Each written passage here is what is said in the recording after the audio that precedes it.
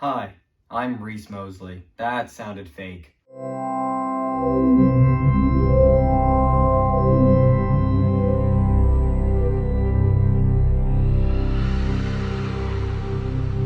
Hi, my name is Reece Moseley. I am at the moment, first year undergraduate student at UGA. And I am a co-writer, an actor, and the score writer for Pictures Up Productions' latest film, One Night in SquatchTown. If you haven't seen that movie, go to the link in the description and watch it. There's probably also going to be another behind-the-scenes video down there on Sam's channel. That's the other guy. He's Sam. I'm so good at introductions. All of that will be down in the description if you haven't seen the movie, or also when you're done watching this, go watch the other behind-the-scenes. And if you're coming here from the other behind-the-scenes video, welcome. It's time to nerd out with music. Boom! There's like a title there that's like Nerd Out with Music with Reece Moseley. That's like it's a new one I'm doing. So I don't exactly fully remember what I said in the other behind the scenes video, but I probably said something along the lines of a lot of motivic ideas and music theory that went behind the score for this film. So what this video is going to do is we're going to talk about it. So we're going to go one by one all the way through the movie. I might show B-roll, I might not. And we're just going to talk about all of the tracks and sort of how I wrote them and what they represent. So deep or something, I don't know. So, in the very opening scene, it's the Pictures Up logo. If you saw the premiere for it's on YouTube, it's nothing. It's just pitch black, and then all of a sudden, music. It's beautiful. This opening track is basically a part of the theme that represents, this is one of the themes, that represents Jackson and Josh's friendship. This is the beginning, and it's played up the octave on the piano. All of these themes and motifs that I'll say will play later, so keep that in mind.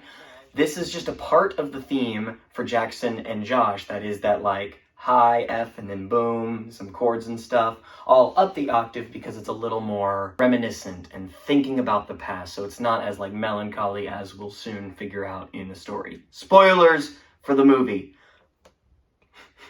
Should have said that. So that one doesn't have any sort of impact until you continue watching the film and reach a later point. The next track and the next scene, well actually no, I'll say the track name because the track name's funny. It's I Seen His Shit Kid. That's the name of the track. And it's in the scene where the dude eats shit. And this track sort of is almost way too serious and like techno and like bumping than what it should be. It takes itself very, very seriously, which is why it's funny. And there's the second half of the track after it's revealed that it's shit. That theme, I'll play it for you now along with the scene. So here you go. Here's the theme. This is so organized. Shit. I seen the shit, kid. This wasn't like anything I ever seen before. The shape was different. The smell was different. The taste was different. Dude, that was probably just some camper. Yeah. Believe me, this was a fresh shit, hot out the oven. I've seen a whole lot of shit in my time, and this was no human.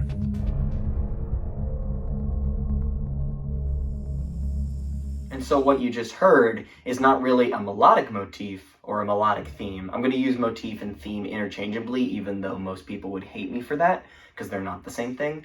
But I'm a first-year undergraduate, so I don't know anything.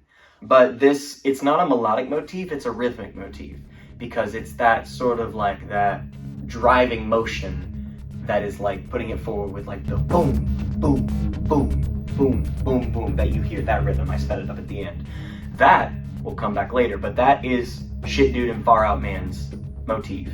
It's rhythmic and not melodic because it's contrasting to what the A and B plots are, which are more melodic themes, because these characters are contrasting to what the actual A and B story will. They're the comedic relief, so they have a different motif. Did that rhyme? I'm so good. Next track is called Sunset. It's very simple. It's just a spooky dooky transition from setting up the tents to the campfire. And personally, I really like this one because it has a lot of bass in it. I'll play the track. Here it is.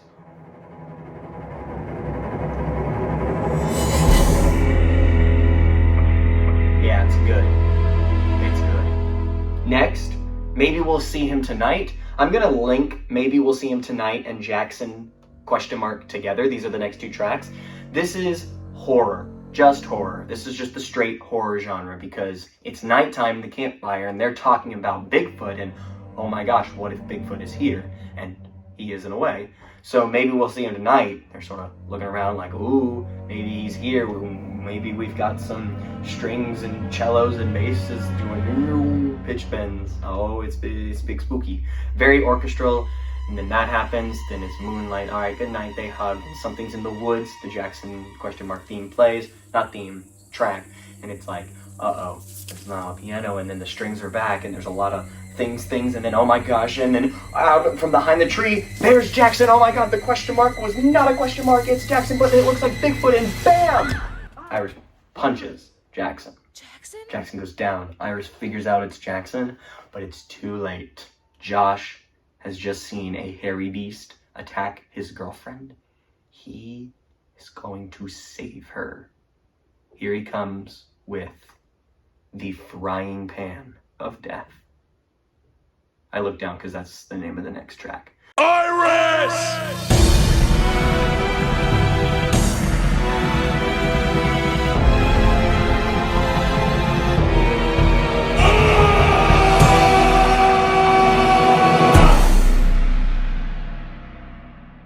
Frying Pan of Death track.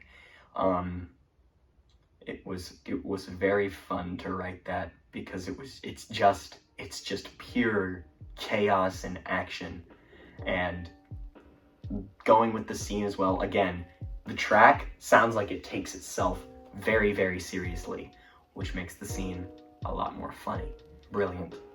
Now, what this scene does is not only gives the audience a laugh, but literally with the swing of a frying pan, almost like how Knives Out, spoilers, skip to this time if you don't want to be spoiled, much like how in Knives Out, when it sets itself up to be like a murder mystery, like a Clue type movie, but when Detective Blanc asks Marta what she saw in her story and flips the coin up, then that entire scene, we see what actually happened, and then he catches the coin. So literally with the flip of a coin, it switched from who done it to how she done gonna get away with it.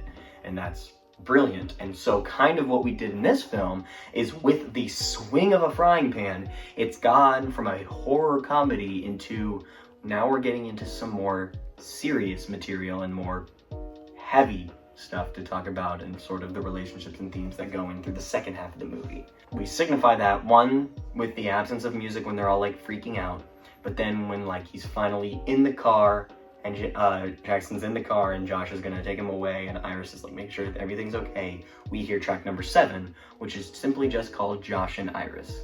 Now the Josh and Iris theme is, I'll play it now along with the scene. Just listen to the music, don't worry too much about the scene. Here it is. Be safe, okay? Alrighty, we will. Have fun, okay? Okay.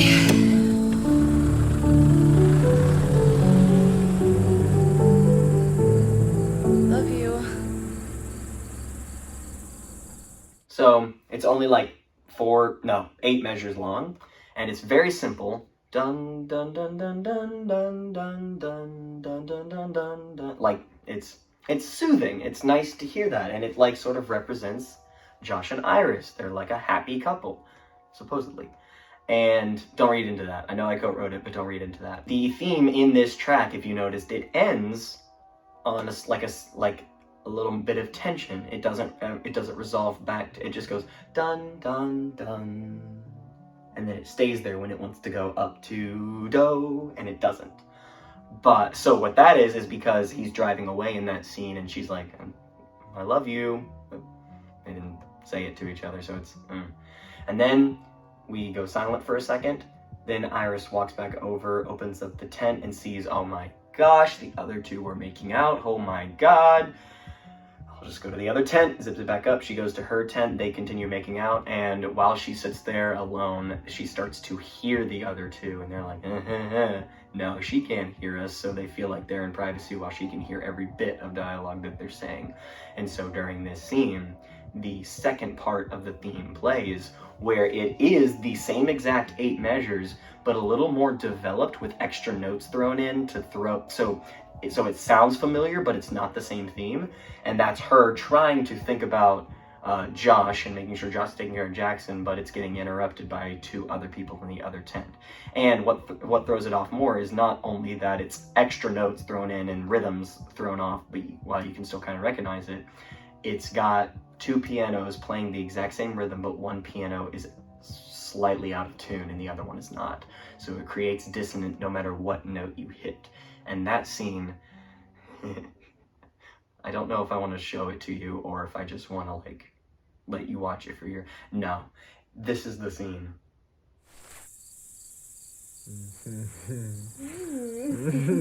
Stop. I'm not doing anything.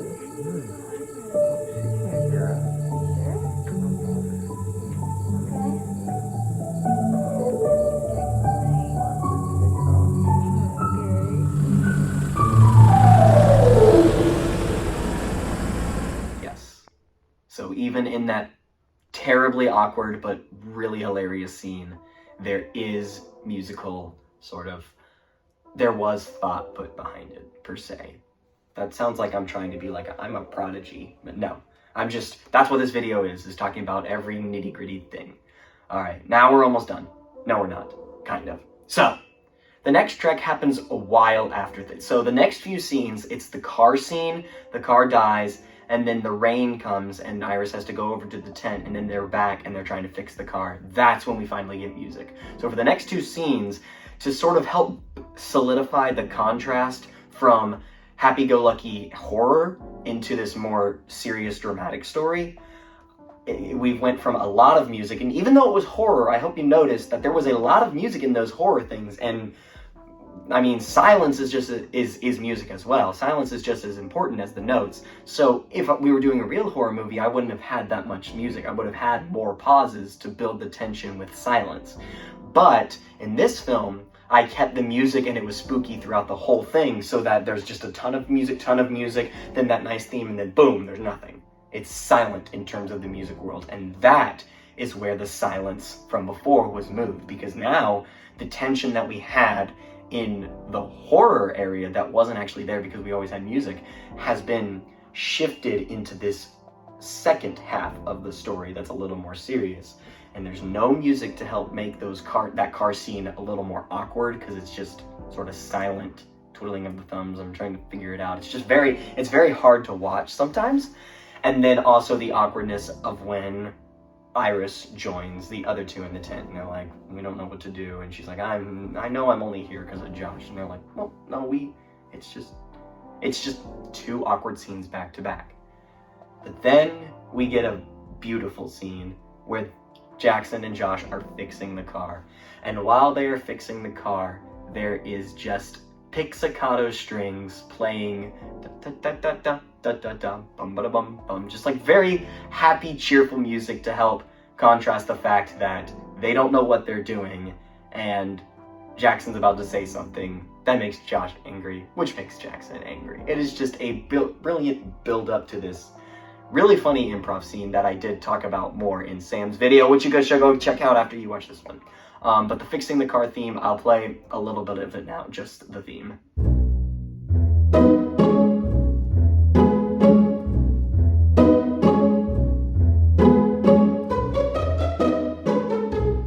And so, next, after that happens, there's a screaming match, and then mysterious figure goes, car trouble?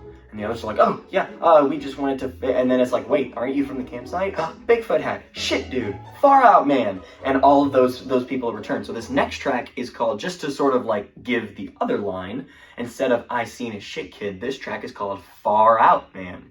And it's quite literally just the boom, boom, boom, boom, boom, boom rhythmic motif that was established at the beginning when they were telling the shit story.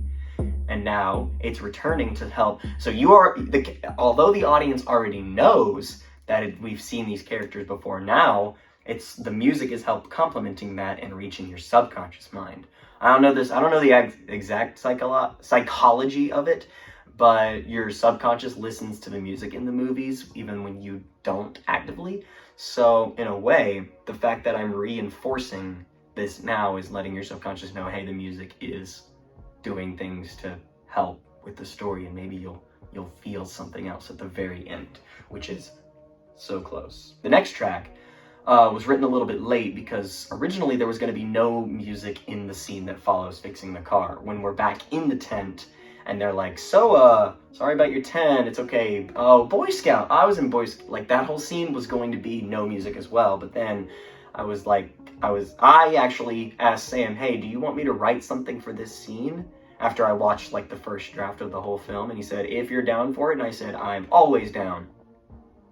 I didn't say that. I said I was down for this. I'm not always down, but I was for this scenario because this is the point in the story, or in their story, when the relationship seems like it's starting to get somewhere. They've just been sitting in awkward silence, not knowing what to do, and then it's like, it's okay, my dad has multiple tents, who does? And he's like, Boy Scout, and then that's when I remember character names. Tommy, Mia, Iris. Oh my gosh, I co-wrote this and I didn't remember their names. That's okay. I did remember their name, Mia. Mia's like, wait, my dad was also in Boy Scouts. Oh, there's a connection, there's a talking point, and as soon as like that sort of mentioned, here comes this track that's sort of like, it is a mix between a theme that we haven't heard before, like a motif idea that if this movie was longer, maybe I would be able to explore it a little bit more, but there's a measure of motif A, measure of motif B, measure of motif A, measure of motif B. Motif A represents Tommy and Mia. Motif B is dun da ga da dun dun dun, which is the first measure of the Josh and Iris theme. So what this track does in the background is it solidifies, hey, there's something unfamiliar, but then there's something familiar. And what this unfamiliar is, at least in my eyes, is Tommy and Mia theme. But what could be in the eyes of the audience is, or subconscious mind, is unfamiliar, familiar, unfamiliar, familiar. The unfamiliar and the familiar are starting to become one, and we're going to be familiar and familiar. That was a good joke, Reece. Thanks. I'll play actually, before I play, this all happens, and then it's like, it wasn't Ricky Andrews, was it? Yeah, that was his name. Did your dad hate him too? No, that is my dad. Right before she says that line, there's the final solidification with the piano going dun dun dun dun dun, and then it doesn't resolve. It just goes bum bum bum bum bum, and then it's just a sustain with a moment of silence before she says, that is my dad. Because, dang it, the bond was building, and then now we're back to square one, and it's awkward. They don't know what to say. It's silent. It's just, and then she goes. He kind of does look like a possum. And then they start laughing. They start building that bond up, even though that was an awkward moment. It's like, hey, I'm going to make a joke out of it. And yeah, he kind of does look like a possum. And so the theme just solidifies it one more time. Motif A, motif B, but all in fades and cutaways is dun, dun, dun, dun, dun, dun, dun, dun, dun, dun, dun. And it's still unresolved because we're going into a new scene that's a little more... but yeah, that's the he looks like a possum scene. Hell has multiple tents. Boy Scout. Yeah, that makes sense. Yeah. You know, my dad was a Boy Scout too. Oh, really? Yeah, Troop 14. My dad was Troop 14. Do you think they knew each other? Oh, you know, I'm sure they did. My dad has like tons of stories, like camping and hiking with his friends. You know, there was this one dude that he like hated. Why? I have no idea. He just got on his nerves. He once said that he looked like a possum. Oh my god, that's so mean. God, I don't remember his name. It started with like an R, I think. I don't know. Damn. It wasn't Ricky Andrews, was it? Yes, that's who it was. Did your dad hate him too? That is my dad. Oh. Now the next few scenes don't have music that was written by me. It's the car scene, like Jackson figures out, did you hit me with a frying pan? It's like, no. Then we're back at the tent. Oh yeah, they're watching the video of the punch in the frying pan. It's real. Then we're in the waiting room, and then there's waiting room music, which I don't know if Sam said this in the interview, but the waiting room music that is playing is actually the same track he used with his middle school channel. I don't know if it's the same channel as Pictures Up, but middle school channel, or when he was making videos in middle school, that was his outro music. So that's a little nifty fun fact that I just took away from Sam. I said it on video, baby. Let's go. Then we reach the last 3 tracks of the movie. And all 3 of these tracks were recorded live here at UGA in the dance hall. That's D-A-N-C-Z, which is a person's name, not dance. I know, I was confused too. But they get into the urgent care room, not the waiting room, but the actual room, and they're sort of sitting there. He's in a Bigfoot suit, so it's kind of funny, Jackson is. And then it's like, they have some dialogue, figure out back and forth. You hit me with a frying pan, how did they end up on this trip? And it's like, Josh is like, he's not getting it, and he's like, man, who gives a shit? And then Jackson's like, I do. And there's a pause for a moment, and then he says, do you remember middle school? Which is the name of this next track, Remember Middle School. And it's just a piano track that I definitely, after the fact, regret that I could have done more with, but they're basically variations of the chords that we heard at the beginning, but in a completely like it's almost like they're inverted. Instead of going a major 7 chord to a minor 7 chord, we're going from a minor chord to a major 7 chord without the thing. Like, it's sort of inverted. But that's it. It's just chords that sort of like add as like to drive the scene forward without taking away from the scene. And like they're talking, it's building up to a point, and then I hit the last chord, like I recorded the piano part, and I hit the last chord almost like at the same time that I start saying I'm moving. So the impact is on like right before, and then I'm moving. You hear those words with just a sustained note in the background. And it's almost like, in like a strange kind of way, it's like the pianist playing is also thrown back like, oh, he's moving.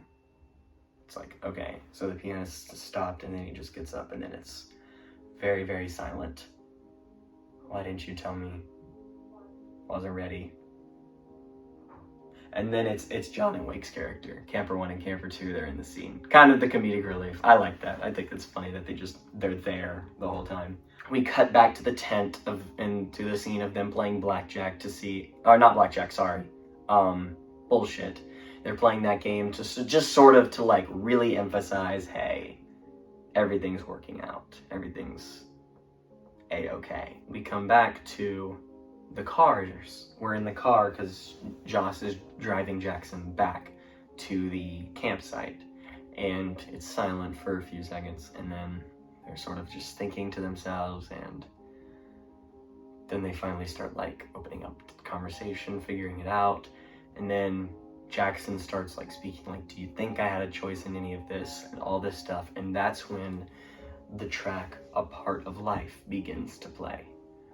And A Part of Life is taken from one of the lines that's said in this scene. And the track opens with the same notes and like chord and idea motif that we heard at the very, very beginning of the film, but now it's in its proper octave. Instead of being up and in the sort of more lighthearted, nostalgic way, we're close, and it doesn't sound happy. It's very dissonant, but it is the same exact thing that we heard at the beginning and now it has like a new light, because we now know that while Jackson was looking at that and reminiscing of the good old days, he was also thinking, this is it, this is the last one, and I'm gonna have to move. And now that is out in the open, and that Jackson has said that to Josh, and Jackson has said that to the audience, that theme can return in a new light.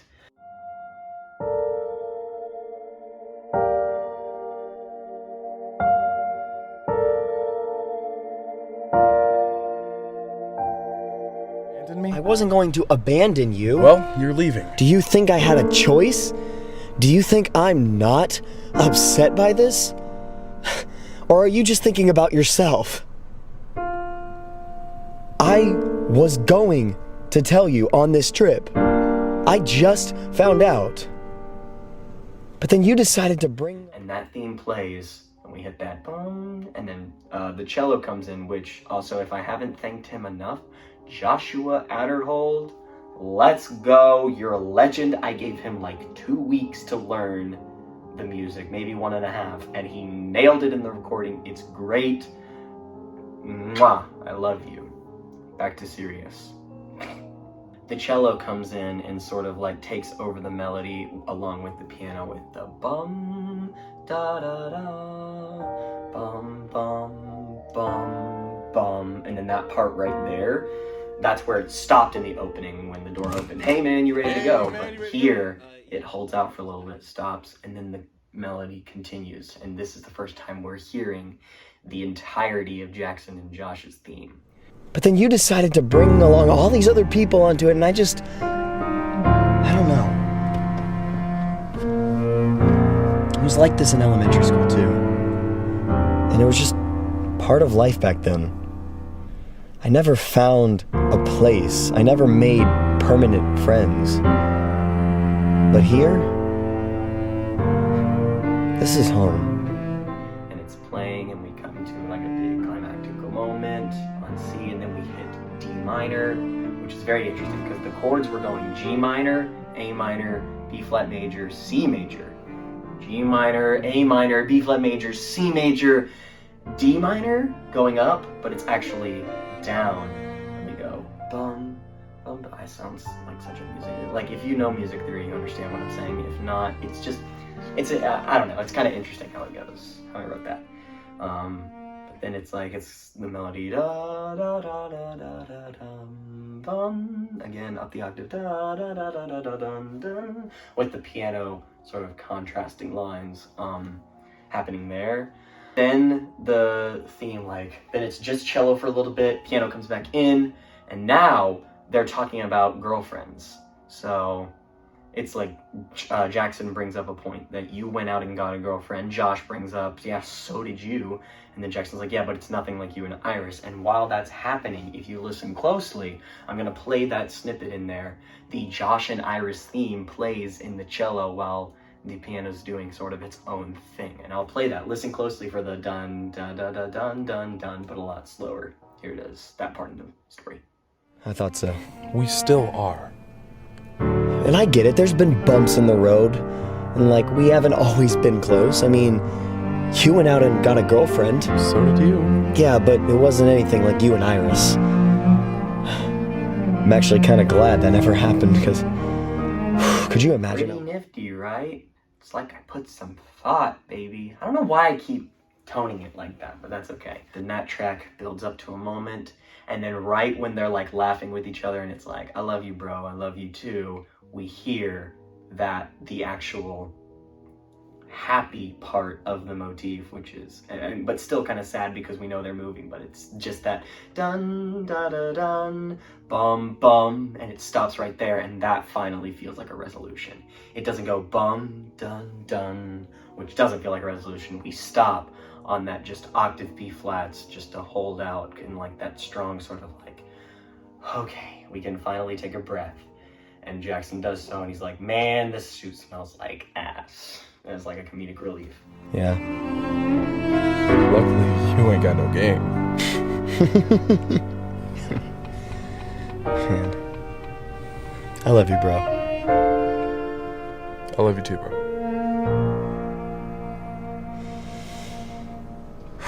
Man, this suit smells like ass. Man, I've been holding my... Now, finally, I know I've been talking a lot, and I know that I dropped my pitch and almost I hope I didn't drop my energy, but this is just, I'm really proud of this last section. So the last track is called Bros Forever, man. Bros Forever.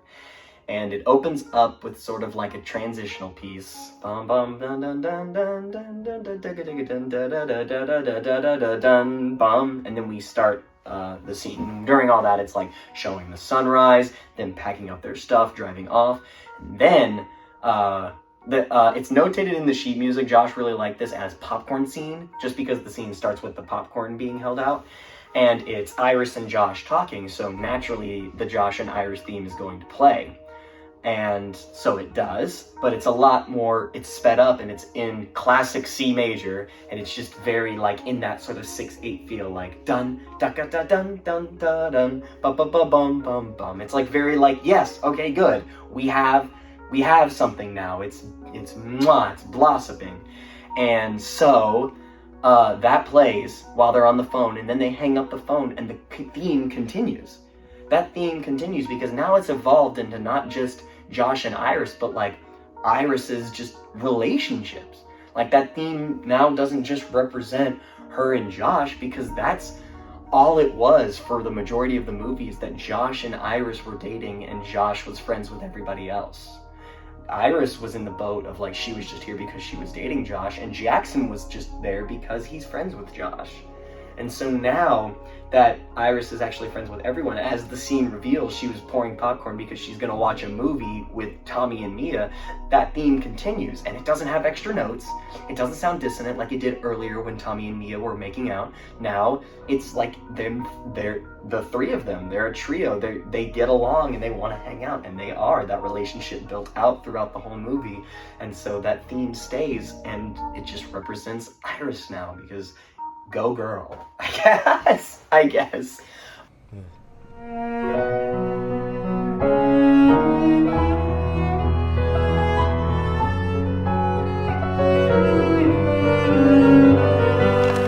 well, you guys have fun, okay? You too. We will. Alright. Love you. Love you. Bye. Bye. Iris, you coming? Coming. Oh, dim the lights on your way. All right. Is that burnt? Yeah, a little bit. No, that's fine. And then the theme sort of slows down, and then we hit the same exact chords as we heard in the opening, but now they're up a whole step. Instead of in B flat major, we're in C major. So it's a lot more happy sounding in terms of Western music and what we're exposed to. It sounds a lot more fulfilling rather than sad, because, I mean, it's gonna feel sad because it's got an A minor thrown in there just because, yeah, Jackson's moving. That's the reality of it, and they have to accept that, and they do, but they're still going to enjoy this last camping trip that they're having. Just like old times, huh? Just like old times. Man, do you have to move? Man, I'm gonna miss you.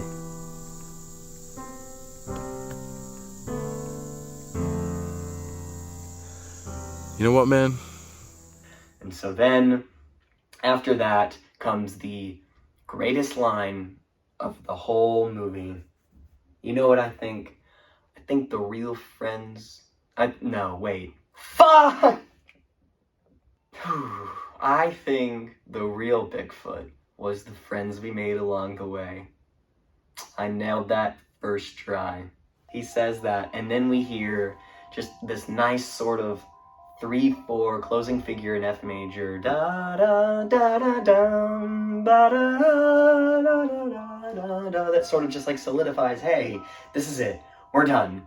They are friends now. They're going on their last camping trip, and even though they're no longer thinking of just the past. They're looking at the present, and they're looking to the future. And even though they're gonna be he's moving away, and they won't be in like close proximity with each other as much anymore, they're still gonna remain friends. They're still gonna be bros forever. And then at the very end of the movie, it hits that final F major, and it feels like it's a resolution. And then, oh my God, Bigfoot crosses the screen, and then that's the end of the movie. You know what, man? I'm starting to think that the real Bigfoot is the friends we made along the way. I hate you. Yeah, I know.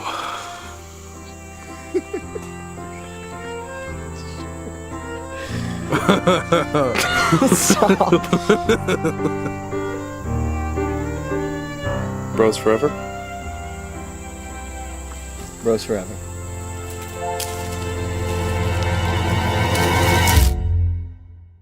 So, that was my much more in-depth and much more lengthy analysis of my score. If this was not boring to you, yay. If it was, okay. If you have any more questions about the score or whatnot, feel free to leave a comment below. I will be monitoring those. If you have any questions, I can answer them. But be sure, if you haven't checked out the film, you're dumb. because you just watched this movie that spoiled it, or not this movie, this video that just spoiled it, but whatever. The film link is down there. If you have seen it, go watch it again. I don't know why. In the link as well, I don't know when I'm uploading this, but there should be a link in the description to Sam's behind the scenes video and a blooper reel if he has it uploaded. If it's not uploaded yet, then it's not going to be down there. But yeah, link to his channel, the movie, his other videos are all in the description. The soundtrack and score is available on all major music streaming platforms such as Spotify, Apple Music, YouTube Music, and all that. You just have to search it up under my name. That's Reece Moseley. You just search up that, you'll find it. Or you can also look up One Night in SquatchTown original motion picture score. If I were you, Reece Moseley is easier to search. When you find like Spotify and Apple Music, ignore the Among Us remix. Just look for One Night in SquatchTown. But yeah, I would recommend the last 3 tracks could probably go on like a study or emotional playlist, and you should do that so that I get money. I mean that my music is heard. I'm not gonna lengthen this anymore. Thank you for watching. Links, videos, boom. This is Reece, HBS, and also a part of Pictures Up, baby. Let's go. All right, I'm gonna go and study for my music theory exam.